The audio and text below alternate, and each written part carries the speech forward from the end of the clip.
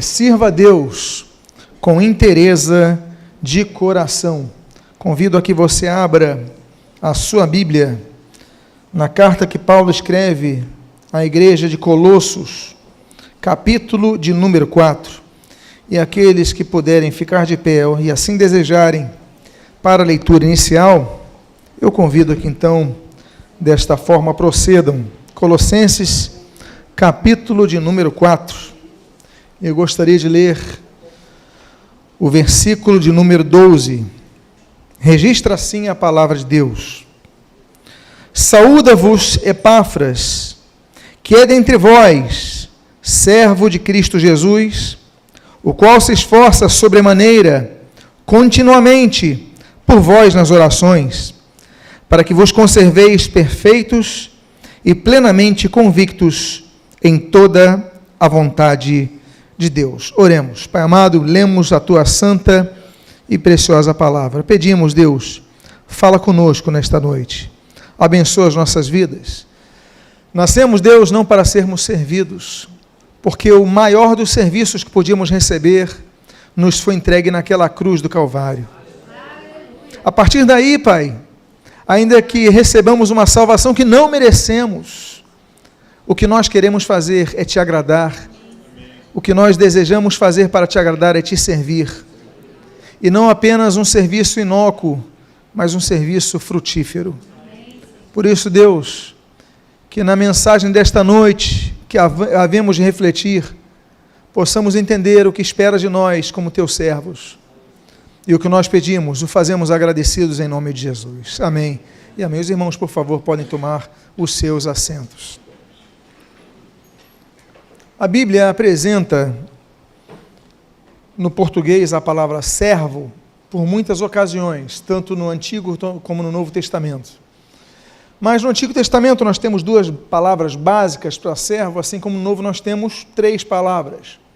E elas têm algumas diferenças, poucas entre elas. No Antigo Testamento nós temos abodá, que significa trabalhar para alguém, e nós temos charat, que significa estar a serviço de alguém. São duas coisas diferentes, porque você pode, por exemplo, ser uma pessoa autônoma e trabalhar para alguém, mas o estar a serviço de alguém é porque você está debaixo dessa pessoa, você não tem autonomia. As duas palavras, em vários textos do Antigo Testamento, eles são usadas, traduzidas de maneira igual como servos, ou estar a serviço de. No grego nós temos três palavras. Nós temos talvez a mais conhecida, que é diaconia, que vocês podem ler, que é o atendente ou aquele que serve ao outro. Por exemplo, no restaurante, então, o garçom, nós chamamos de garçom, o atendente, ele é um diáconos. Daí vem o termo diácono, que é usado na igreja. Ou seja, o diácono é como se fosse um garçom no restaurante. Ele vem te oferecer algo que você precisa, algo que vem ao atendimento às suas expectativas, ele vem te servir. Então, essa é a origem da palavra diáconos. Muitas vezes, nós temos texto na Bíblia que fala assim, olha, Paulo, servo do Senhor Jesus, às vezes está doulos, nós vamos ver já, às vezes está diáconos. Então, Paulo era diácono, então aí são nomenclaturas que depois nós vamos criar, e vamos criar e vamos assimilar o nosso idioma, vão entrar na estrutura hierárquica da igreja, mas eu falo em termos etimológicos, o diácono é aquele que serve. Outro termo que é usado para o serviço é um termo que em português é parecido, liturgia, né? Daí vem o termo liturgia. Liturgia, no português, é aquela ordem de culto. Qual é a liturgia do culto? Louvor, avisos, ofertório, pregação, isso é uma liturgia, como nós falamos em português. Mas o liturgos é aquele que serve a outro, ou serve ao Estado, ou serviço militar, ou serve no templo. Ou seja, a pessoa que serve no templo, e aí por isso que se aplica a liturgia ao culto, o liturgos ao culto, é o mesmo nível equivalente àquele que serve ao Estado ou àquele que serve no serviço militar, e está à disposição do serviço militar. Por quê? Porque a igreja é vista como um local de ordem, uma organização com hierarquia, com voz de comando, com objetivos, com missões distribuídas. Então, muitas vezes, nós vemos no Novo Testamento a palavra liturgos, traduzida como servo. Olha, ele vai servir ao Senhor. Quando está no grego liturgos, então nós entendemos o seguinte, ou liturgia, ele está então a serviço da casa do Senhor, serviço da obra do Senhor. E há um terceiro termo, que Paulo usa muito, e que nos choca quando nós sabemos a tradução, que é esse, doulos, que é o texto que eu escrevi sobre Epáfras.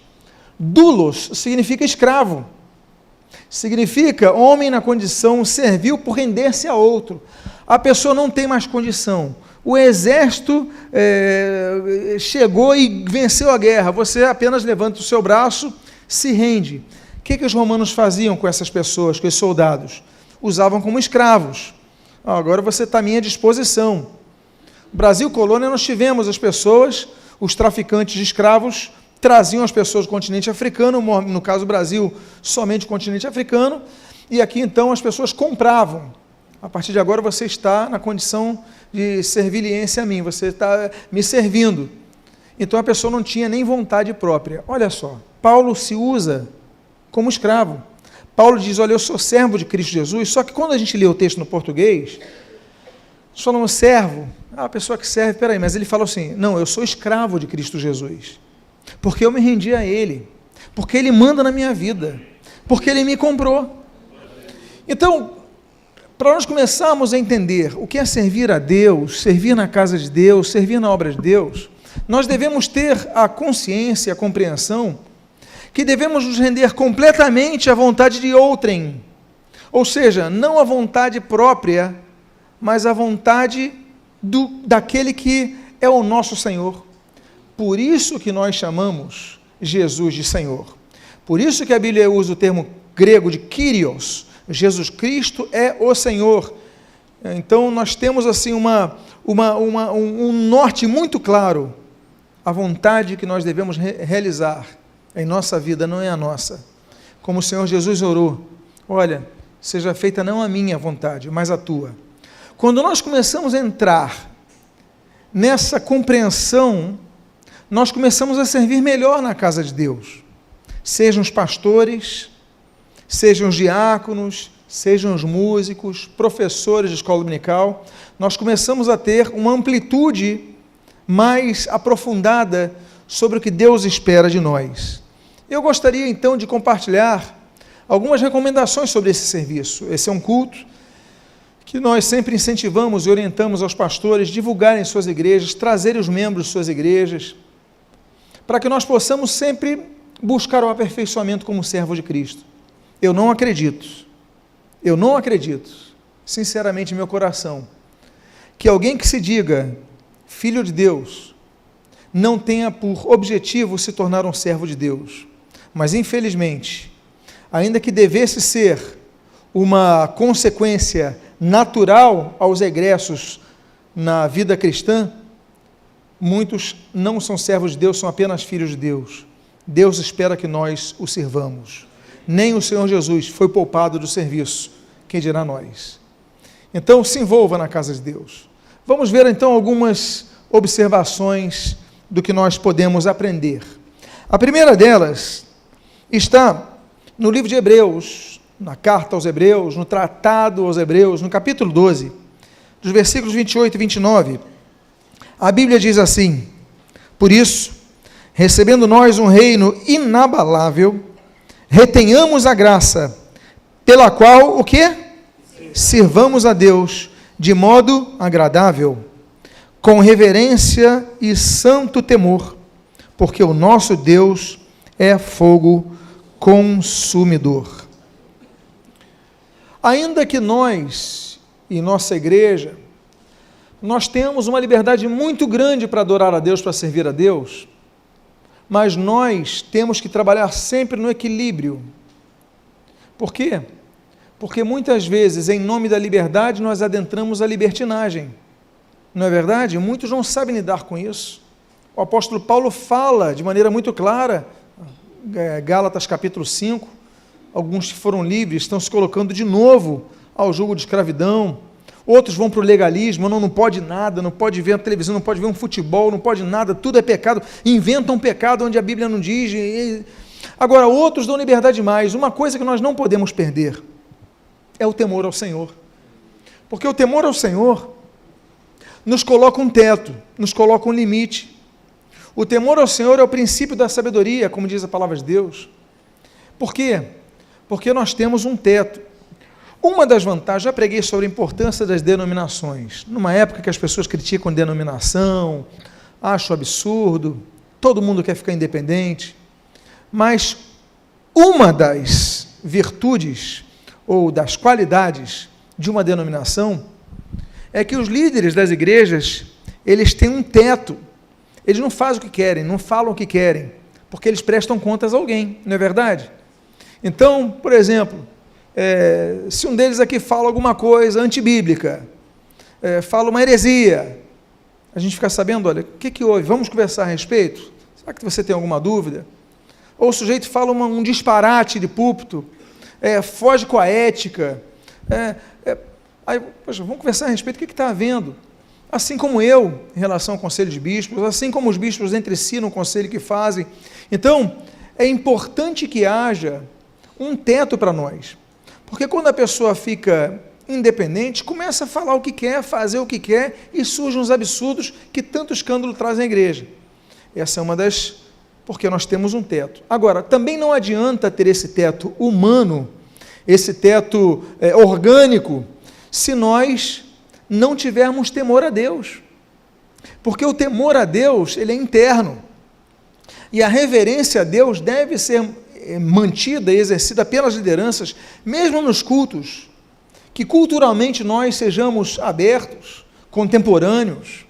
Então temos aqui uma igreja com louvores contemporâneos, aí tem, enfim, não temos problema nenhum com a questão cultural, apenas que não ultrapassemos os limites da palavra de Deus, não pequemos.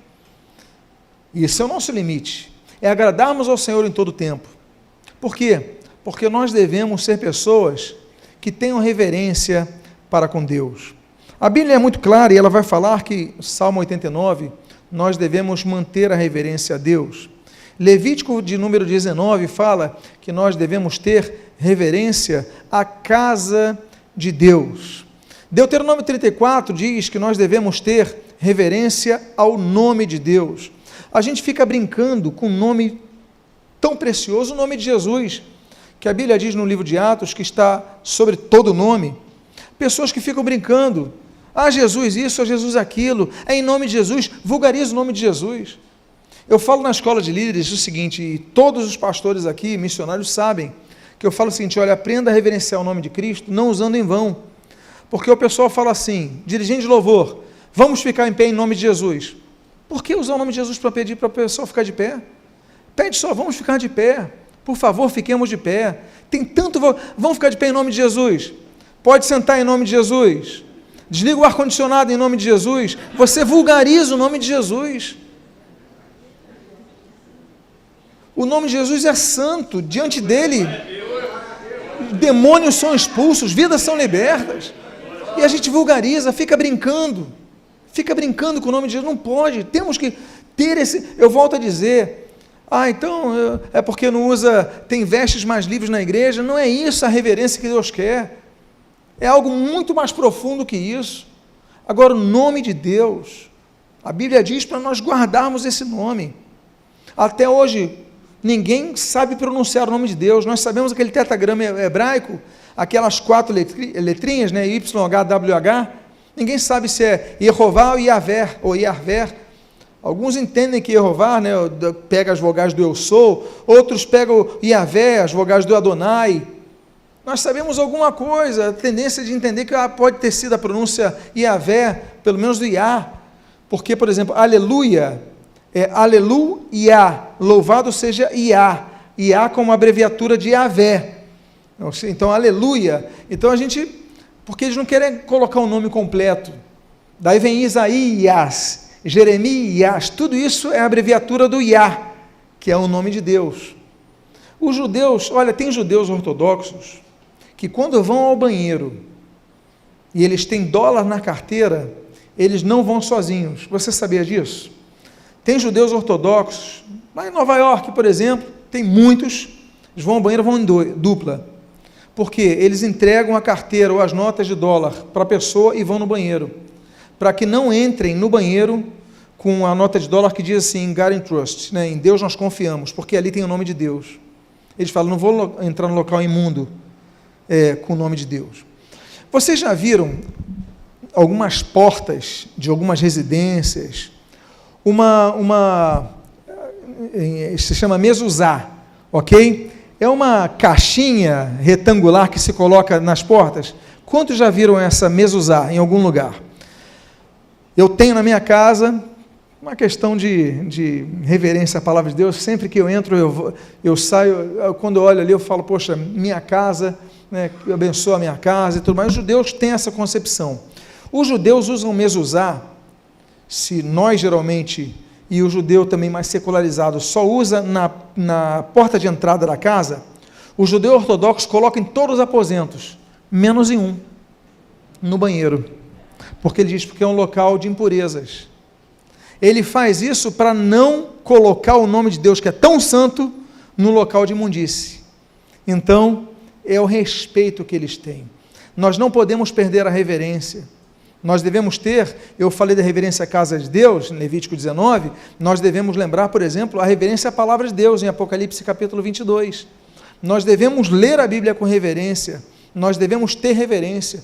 E para não dizer o nome de Jesus, como eu citei aqui, Filipenses capítulo número 2, que diz que diante dele, todo o joelho se dobrará, aí dá a tríade, né? Nos céus, na terra e debaixo da terra. Ou seja, se dobrará, no futuro vai acontecer isso.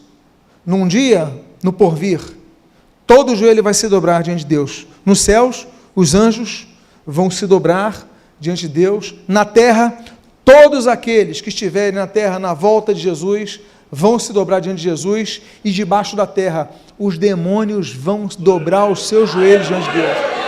Não vai ter ninguém. E a gente vulgariza o nome de Jesus, brincando com o nome de Jesus. Fecha a porta em nome de Jesus. Não faça isso. Comece a ter um peso quando você fala do nome de Jesus, que é o nome santo. Amém, queridos? Então, a primeira extração do que nós temos é que nós devemos servir a Deus com reverência e temor. Sirva a Deus com temor. Não perca o temor. Volto a dizer, o nosso culto tem liturgia alegre, dinâmica, contextualizada, contemporaneizada, mas isso tem limite. E o limite é perdermos a reverência e o temor a Deus. O segundo texto que eu gostaria de compartilhar com os irmãos é esse texto de Êxodo, capítulo 35, quando nós lemos do versículo 30 até o primeiro versículo do capítulo do número 36, o seguinte: Disse Moisés aos filhos de Israel: Eis que o Senhor chamou pelo nome a Bezalel, e o Espírito de Deus o encheu de habilidade, inteligência e conhecimento em todo artifício. Olha aqui que diz o texto: o Espírito de Deus o encheu de habilidade, inteligência e conhecimento em todo artifício, e para elaborar desenhos e trabalhar em ouro e prata. Quem aqui gosta de desenhar? Você sabia que essa é uma habilidade que Deus pode te dar, ou ter te dado? Não é isso que ele botou em Bezalel? Ele começou a ter habilidade para desenho, porque Deus, o Espírito de Deus colocou nele. Para elaborar desenhos e trabalhar em ouro, em prata, em bronze, para lapidação de pedras de engaste, para entalho de madeira, e para toda sorte de lavores.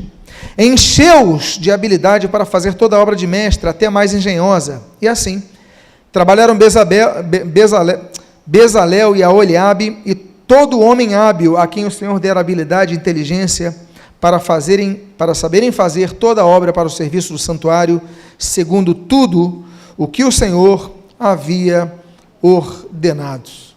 A segunda coisa que nós devemos aprender no serviço da casa de Deus é que nós devemos servir ao Senhor com inteligência e com habilidade. Meus irmãos, eu, como os irmãos sabem, durante muito tempo eu militei na música na igreja. Desde cedo aprendi, meu pai era missionário no Uruguai, eu para lá fui com 9 anos de idade, e no Uruguai todo mundo tocava violão. Todo mundo na igreja tocava violão, mas ninguém tocava bateria. E o nosso vizinho do primeiro andar, eu morava no sexto, ele era próximo da gente, ele falou, estou vendendo minha bateria. Aí meu pai falou, vamos comprar para botar na igreja, para botar um ritmo. Porque os irmãos, os hermanitos, eles tocam muito bem a harmonia, mas se perdem no ritmo. E eu comecei a aprender para servir ao Senhor na casa do Senhor. Eu aprendi bateria para servir a Deus. Não aprendi porque eu queria, eu não queria. Aí o pai falou, olha, precisamos de baterista, comprei a bateria, bem-vindo. Falei, amém. E pronto, e aprendi, e amei porque servia ao Senhor. Algo que eu não tinha habilidade, mas, e não tenho suficientemente em relação a um bom nível hoje, mas foi suficiente para ajudar na igreja. Agora, eu procurava treinar, eu procurava ensaiar, ou seja, me aplicar naquilo, para que eu pudesse oferecer o melhor ao Senhor. Agora, dito isto, em algumas igrejas, você vai e as pessoas estão desafinadas. Aí você fala assim, não, mas o que vale é o coração. A pessoa toca atravessado o ritmo, a pessoa desafina no tanger do instrumento. Aí, poxa, se é a primeira vez, não tinha ninguém, vai lá, mas espera aí. Não podemos oferecer ao Senhor o animal defeituoso.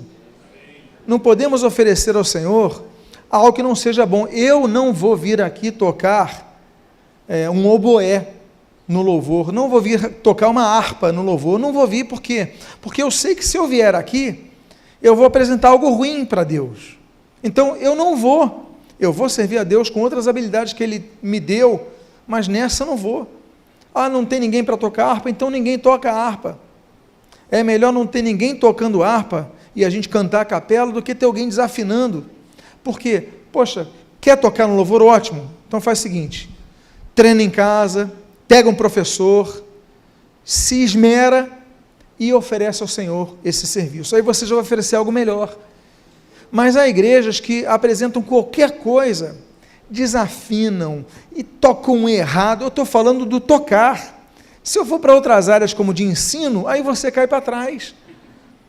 Porque o que eu ouço de pregações mal preparadas, líderes que você vê que não estudam a Bíblia. Agora, não estou criticando a capacidade de cada um, estou criticando a falta do esmero, a falta do estudo, a falta da... Ah, mas eu só tenho tempo de ler no ônibus, no metrô, ótimo, leia ali, porque você já vai melhorar. Então, nós devemos ver nesse texto que Deus falou o seguinte, olha, para fazer o tabernáculo não vai ser qualquer um não. Eu vou encher de habilidade, vou botar capacidade. Eu gosto desse texto que fala o seguinte, olha, habilidade, inteligência e conhecimento. Tem que ser inteligente para servir a casa de Deus. Então, você quer ensinar? Ótimo. Eu sou o maior, e você que me conhece, o maior apoiador de quem quer trabalhar na casa de Deus. Mas eu também vou esperar que você se esmere na sua casa. Não é isso que diz Romanos 12, 7? Aquele que ensina, esmere-se no fazê-lo. Você tem que estudar, tem que preparar. É o que eu falo lá em casa, quando eu venho para a igreja. Quando eu venho para a igreja, todo mundo sabe que eu não dirijo. Quem dirige é a Cláudia. Por quê? No caminho eu venho lendo o texto, eu venho me preparando, eu venho estudando. Eu sei que eu já estudei durante a semana, eu sei que já li antes, mas eu falo, não, mas eu tenho que estar apto. Por quê? Eu vou servir meus irmãos, mas eu tenho que servir com excelência. Eu não quero oferecer nada bom para os irmãos, eu quero oferecer o ótimo. No louvor tem que ser a mesma coisa, na introdução tem que ser a mesma coisa, na escolinha para as crianças a mesma coisa, nos púlpitos dos senhores, dos irmãos, a mesma coisa. Não pode ser qualquer coisa, tem que ser o melhor que vocês possam oferecer, porque Deus, o mesmo Deus de Malaquias 2 e Malaquias 3, que não aceita animal defeituoso, é o Deus que está aí, olha, vai fazer meu tabernáculo? Não quero qualquer coisa não, eu quero pessoas hábeis, inteligentes e com conhecimento, e eu vou capacitá-los a isso, para fazer obra de engenharia, para fazer coisa boa. Então vocês que estão nas igrejas, temos aqui congregadas as 15 igrejas desse ministério, que vocês possam no serviço ao Senhor, servir com inteligência, com habilidade. A inteligência também te ensina o dinamismo da iniciativa. alguém jogou papel no chão, você fala, e eu não estou escalado, não vou pegar o papel no chão. Porque aí você vira um burocrata. Tem pessoas que são assim, são burocratas. Não estou escalado, não vou pegar o papel no chão. Poxa, eu vim aqui, não tem ninguém na portaria, a igreja está aberta, não tem ninguém. Espera aí, tem alguém escalado? Olha, tem, mas atrasou, então deixa que eu fico. Isso, meus amados, é amor pela obra. Aí a pessoa chega, não tem ninguém na porta, aí passa, nem se preocupa em ver o que aconteceu com o atraso. Então, que você não seja um burocrata, que você seja alguém que ama a obra de Deus. Então, não tem ninguém na porta, eu vou ficar. Não tem ninguém para fechar a igreja, eu não vou deixar um irmão fechar sozinho. Olha, conta comigo, eu gasto mais 10 minutos da minha vida. Mas a gente não vai fechar a igreja sozinho, você não vai sair sozinho daqui. Amém, queridos? Amém. Vamos aprender o serviço na casa de Deus. Outro texto que eu gostaria de compartilhar é esse mesmo contexto da construção do tabernáculo, mas o capítulo é o capítulo número 35, mas eu vou extrair outros textos desse mesmo contexto do 30 ao 34. Disse Moisés aos filhos de Israel, eis que o Senhor chamou pelo nome a Bezalel, e o Espírito de Deus o encheu de habilidade, inteligência e conhecimento em todo artifício, e para elaborar desenhos, e trabalhar em ouro, em prata e em bronze, e para lapidação de pedras de engaste, e para entalho de madeira, e para toda sorte de lavores. Agora olha só o que diz o final desse texto. Também lhes dispôs o coração para o quê? Para o quê? Ensinar a outrem, a ele e a Oliabe. Deus falou o seguinte, olha, a Oliabe, Bezalel, vocês são bons, vocês têm muita habilidade, inteligência e conhecimento, mas é o seguinte, eu quero que vocês, no coração de vocês, tenham o desejo de ensinar outra pessoa, porque senão vira egoísmo. É isso. O que é a escola de líderes que vocês passaram? Que vamos ter, inclusive, a próxima turma ano que vem. Próxima turma, as inscrições abrem em novembro, comece a orar a respeito. Mas vocês que fizeram a escola de líderes, o que é isso? É compartilharmos um pouco o que Deus nos deu. No máximo que nós podemos compartilhar. Escola de pregadores, vocês fizeram. Mas compartilhe o que a gente sabe. O que a gente pode. Então, a gente vai ensinando. Porque nós devemos aprender a ensinar. Devemos ser pessoas que se dispõem no coração a ensinar a outro. Não é porque alguém está pedindo. Então, tem habilidades? Passa para outros. Porque existem líderes que não querem que ninguém brilhe na igreja, porque tem medo de perder a atenção. Você sabia que tem líderes que podam todo mundo que ele começa a ver que pode crescer mais do que eles podam? Isso é insegurança, isso é maldade, isso é egoísmo, isso é pecado. Isso é um absurdo. Nós temos que ser que nem João Batista, que a gente possa falar, importa que ele cresça, eu diminua. Importa que ele cresça, eu diminua. Eu quero que meus filhos cresçam mais do que eu. Eu quero que meus filhos na fé cresçam mais do que eu. E vocês devem querer o mesmo. Então, o objetivo do líder cristão é ter no coração o desejo de fazer com que os seus liderados cresçam mais do que você. Olha, como eu fico feliz quando eu vejo filhos na fé crescendo mais. Eu me alegro porque eu entendo o seguinte, bom, se o Senhor Jesus, que é o Senhor Jesus, chamou discípulos para ensinar, quem sou eu para guardar algo para mim? Então, meus amados, ensinem. Eu estou na escala de introdução, eu tenho experiência. Eu trabalho na polícia, eu sou segurança. Ensina os outros. Verificar a questão de introdutoria. Eu sou professor na faculdade, professor na escola. Poxa, ensina os outros a ensinarem, a lecionarem. A Bíblia é muito clara a respeito disso. A Bíblia diz, por exemplo, em Deuteronômio 6, que é a obrigação dos pais ensinarem aos filhos. Não é isso? E a rememorá-los aos princípios ensinados. A Bíblia diz em Mateus capítulo 5, que nós devemos ensinar a palavra de Deus. O Senhor Jesus fala sobre isso. O Senhor Jesus falou no próprio Mateus capítulo 28, olha, ide e fazei discípulos a todas as nações. Jesus, ele ordena que nós ensinemos. E onde? Aí nós lembramos de Atos capítulo 20, versículo 20. No templo e de casa em casa. Assim o evangelho vai crescendo. Devemos ensinar a todo tempo. Então, templo de casa em casa, que eu quero dizer, não apenas do púlpito ou na sala de aula, não isso, mas no teu proceder. Nós aprendemos mais com o que nós observamos, com nossos pais, por exemplo, no procedimento deles, do que com do que eles falam. Você sabia disso, não é verdade? Todo mundo sabe disso. E a mesma coisa as lideranças da igreja. Então, meus amados, que você possa lembrar do texto de Romanos capítulo 12, aquele que ensina, esmere-se no fazê-lo, mas faça com o coração nisso.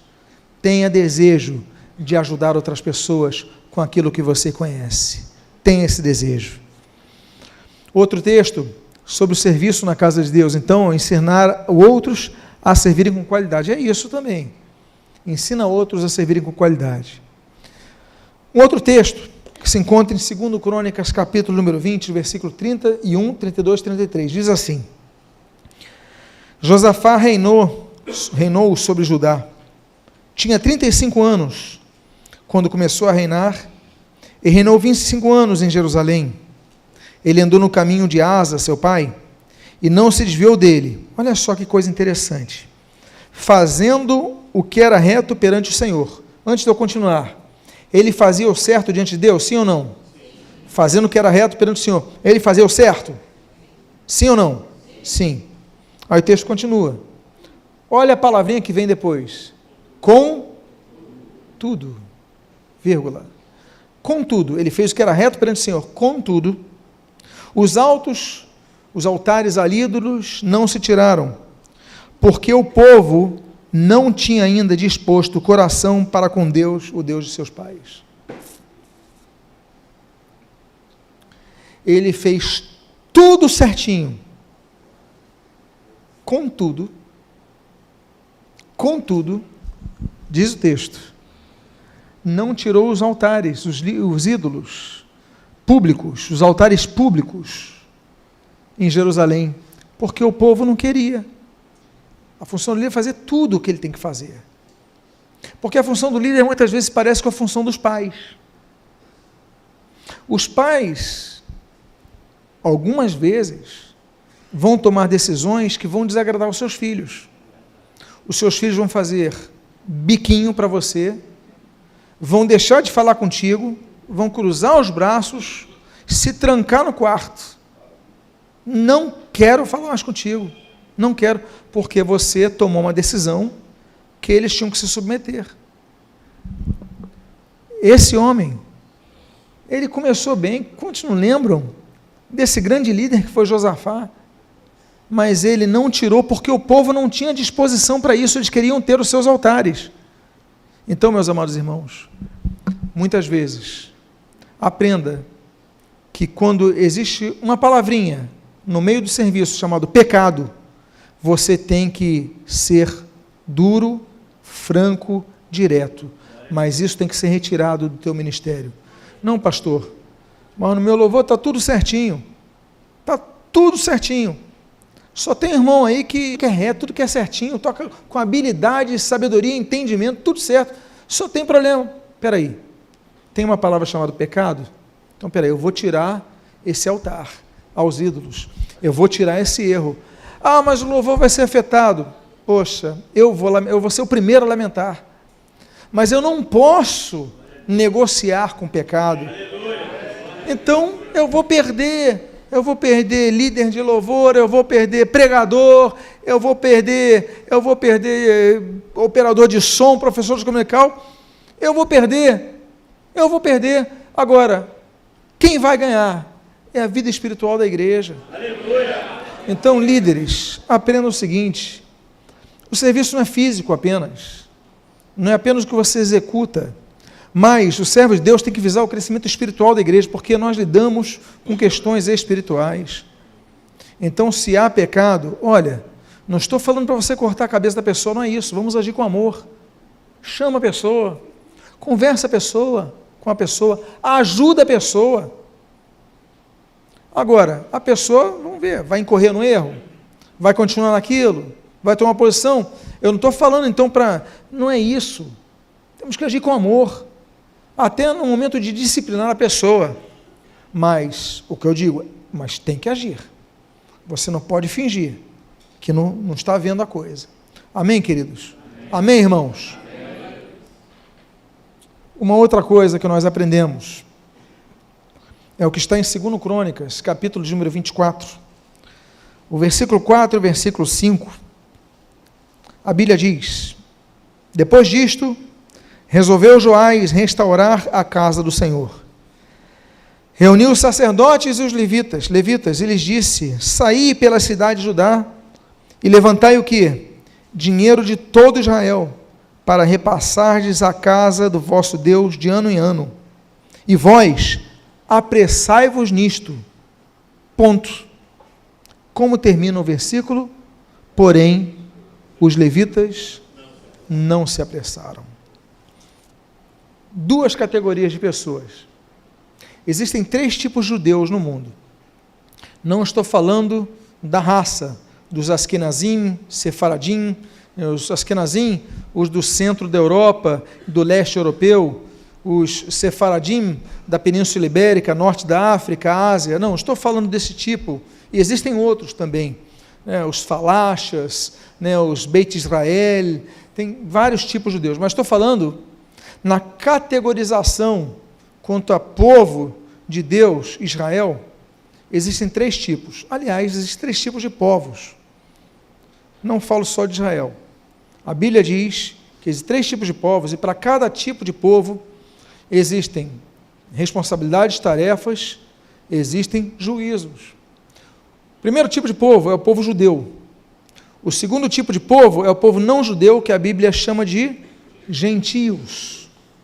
E o terceiro tipo de povo se chama igreja, que é constituída de judeus e gentios que se convertem a Cristo. Bom, no caso dos judeus, existem 3 tipos de judeus. Existem os Koanim, os Leviim e os Israelim. Koanim vem de Cohen. Cohen é sacerdote. Os sacerdotes de Israel são uma categoria hereditária. Você não faz seminário para se tornar um sacerdote. Você não diz, eu tenho um chamado para ser sacerdote. Não. Você tem que ser filho de sacerdote. É por hereditariedade. A segunda categoria é o Leviim. São o que nós chamamos de levitas. Os levitas foram também uma tribo separada por Deus para o serviço. Não é isso? Então, também é uma questão racial. Assim como os Koanim são uma tribo dentre os levitas, nós temos os levitas, uma tribo naturalmente maior, abrangendo mais gente que os sacerdotes, mas que se aplicavam para o serviço na casa de Deus. E nós temos os demais judeus que são chamados Israel. Pois bem, aqui nós temos a menção de 2 tipos dessa categoria. Temos os sacerdotes e os levitas. A ordem foi para quem deles? Para qual deles? Para os 2. A ordem foi para os 2. Ele falou o seguinte, olha, vocês 2, sacerdotes e levitas, vão recolher dinheiro para a casa do Senhor. E de ano em ano vão fazer isso. Meus amados, recolher dinheiro não é tarefa fácil. Não é verdade? Não é. A pessoa tem que ter consciência. Na igreja, a gente faz ofertório com a Bíblia aberta, a gente fala o que a Bíblia explicita, a gente não inventa nada. A gente leu nessa igreja, a gente fala o seguinte, qualquer ofertório tem que ter base bíblica, a Bíblia é aberta. Agora, nem todos conseguem praticar isso. Imagina correr todo Israel para falar, você tem que dar um dinheiro para a casa do Senhor. Então, é difícil e é constrangedor, mas foi ordem do rei. Aí a Bíblia diz, e apressai-vos nisso, corram, porque a gente está precisando.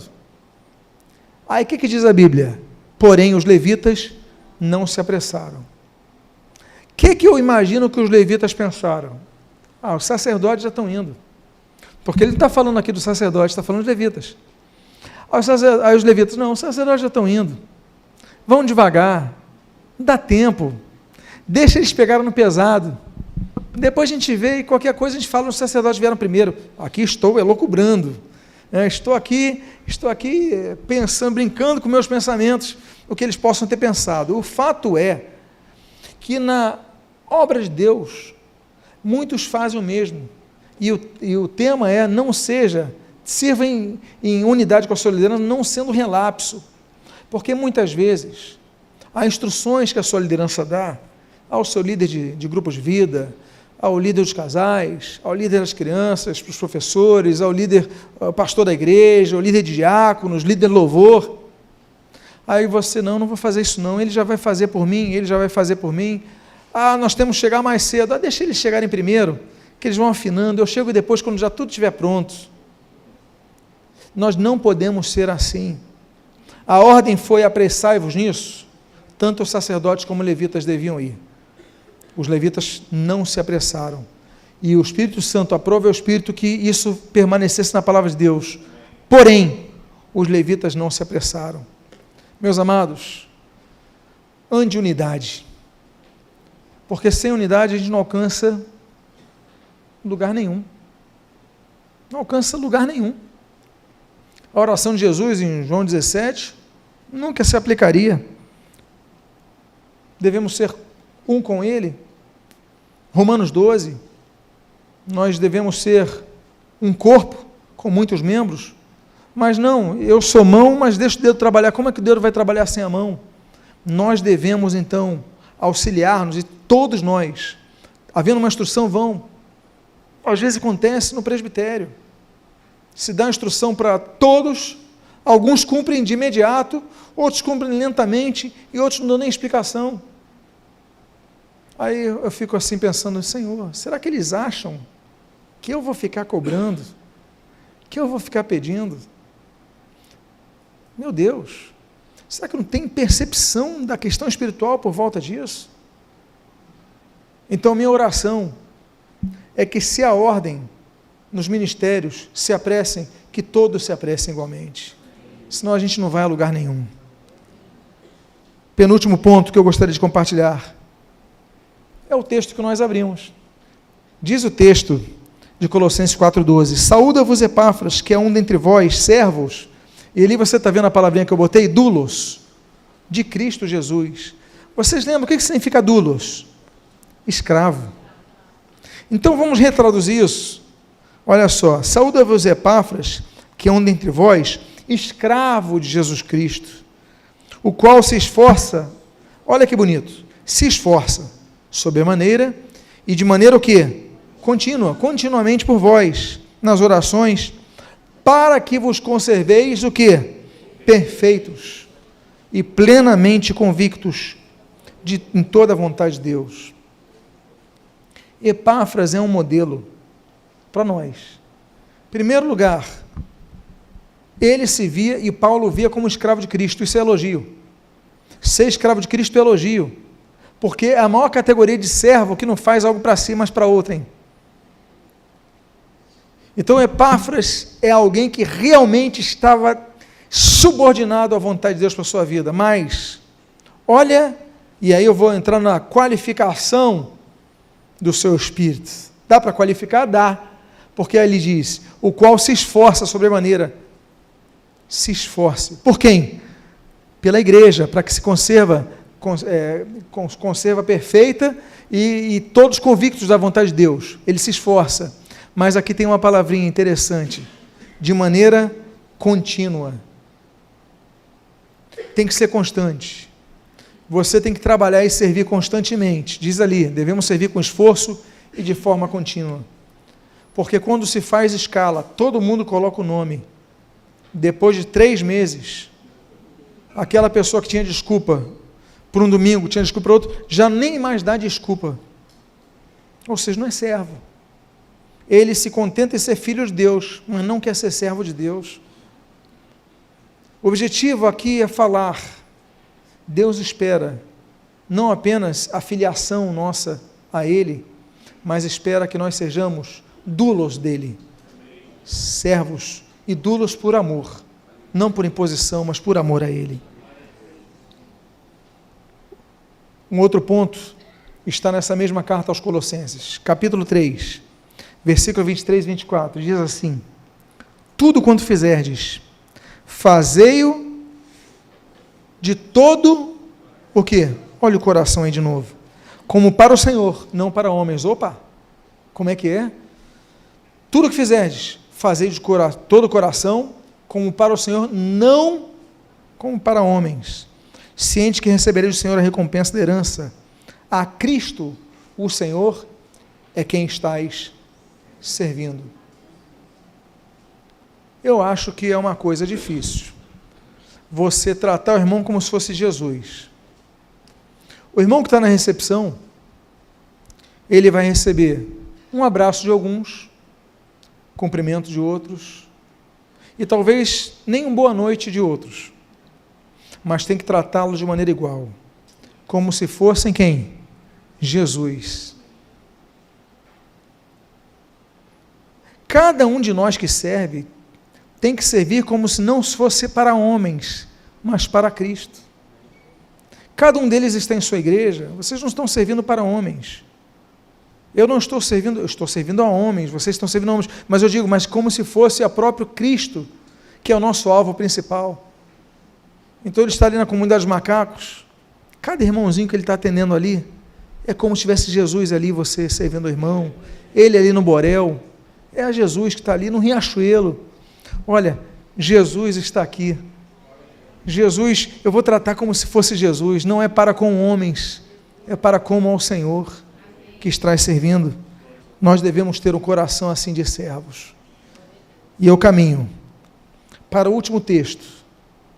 E o último texto, eu volto para o segundo livro de Crônicas, no capítulo número 25. O texto diz no versículo 1 e 2. Era Amazias da idade de 25 anos, quando começou a reinar, reinou 29 anos em Jerusalém. Fez ele o que era reto perante o Senhor, mais a mesma frase, não é isso? Olha só, fez ele o que era reto perante o Senhor, não, porém, com inteireza de coração. Espera aí. Fez ele o que era reto perante o Senhor, mas não com inteireza de coração. Esse é o âmago dessa mensagem, porque o título dessa mensagem é Sirva a Deus com inteireza de coração. Esse é o âmago. Aqui está o núcleo do serviço. Ele fez o que era reto, fez o que era certo, mas não com inteireza de coração. Talvez até com raiva.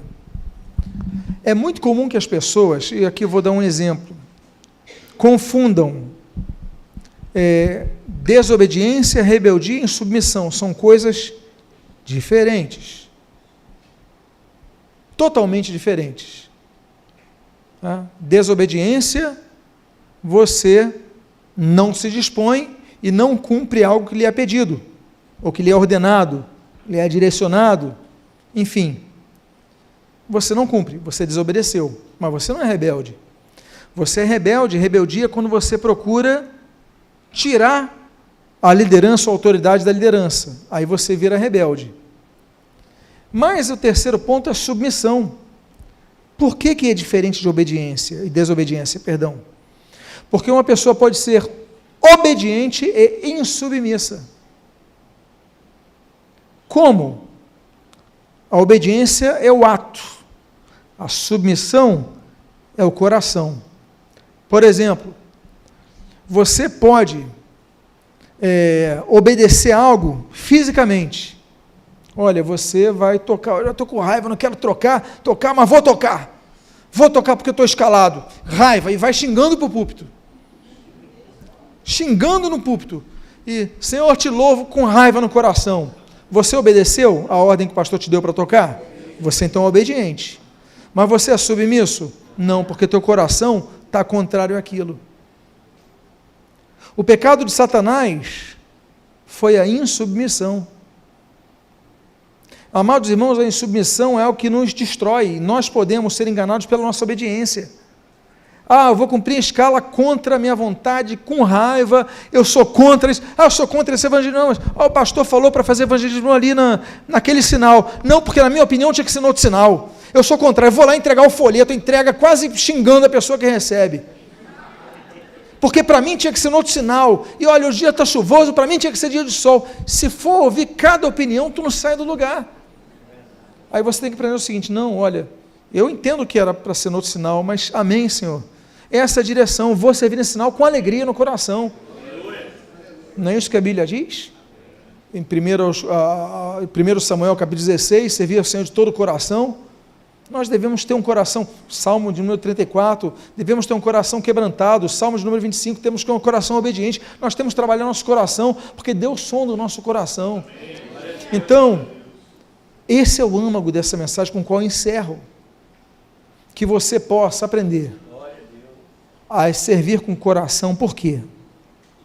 Porque a Bíblia diz que ele fez o que era certo, mas não com interesse do coração. Deus repara o nosso coração. Deus olha o nosso coração. 1 Samuel 16, né? Deus conhece o nosso coração. Deus vê as nossas lágrimas. Êxodo capítulo 3. Deus conhece o nosso interior. Então, o meu desejo, a liderança das igrejas, a vocês que estão servindo na casa do Senhor, e a vocês que ainda não estão servindo, mas desejam servir, que você sempre, antes de servir, pegue a tua discordância e fala: não, eu vou servir com o meu coração, amém, conte comigo, eu vou estar junto, estamos juntos. E aí, que o seu nome possa ser diferente de Amazias. Ele reina e tem autoridade, ele faz o que é certo exteriormente, mas no coração, que se fosse ser escrito um versículo sobre a sua vida, sobre a minha vida, sobre a nossa vida, pudéssemos terminar o versículo assim: e fez você,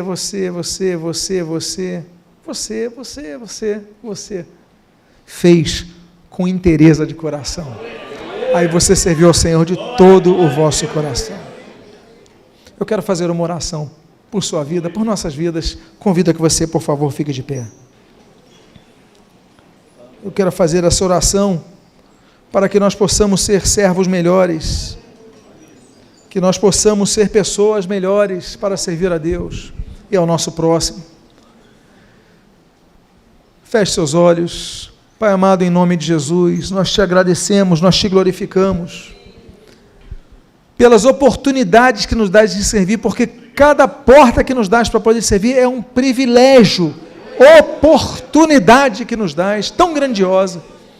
Mas nós queremos te oferecer esse serviço com habilidade, com inteligência, com capacidade. Senhor, queremos desenvolver para que sejamos cada vez melhores. Tudo que façamos, não façamos o bom, façamos o excelente para Ti. Mas, Pai, que dentro de tudo isso, de maneira nucleica, sirvamos a Ti com inteireza de coração. Pai amado, cada instrução que recebamos, possamos nos submeter a isto, orar contra a nossa vontade, fazer, Senhor, a vontade que é tua, agradável, perfeita, de um homem com o coração transformado, a mente, como diz Romanos 12, 1 e 2, transformada por Ti. Queremos servir-te com inteireza de coração. Por isso, quando nós falhamos, quando nós reclamamos a Ti por algo que nos foi incumbido a fazermos, a realizarmos, a praticarmos, Deus, perdoa o nosso coração, porque a Tua palavra diz que Ele é enganoso mais do que todas as coisas. Sim, Ele nos engana, Ele nos trai, Ele nos leva ao erro, Pai, mas nós queremos nos submeter à Tua vontade, que tenhamos a mente de Cristo, a mente transformada, a mente de Cristo, que aprendamos com Cristo a sessão interna, e que possamos Te servir, Pai, fazendo sim o que é reto, sim com habilidade, sim com inteligência, sim com conhecimento, sim com excelência, mas sim também com o coração na Tua obra. Não como a homens, mas como ao próprio Senhor Jesus Cristo. Abençoa as nossas vidas, abençoa as igrejas, abençoa cada serviço, que possamos melhorar e que tudo isso redunde exclusivamente para a honra e glória do teu santo nome. E o que nós pedimos, o fazemos agradecidos em nome de Jesus. Amém e amém. Louvado seja Deus.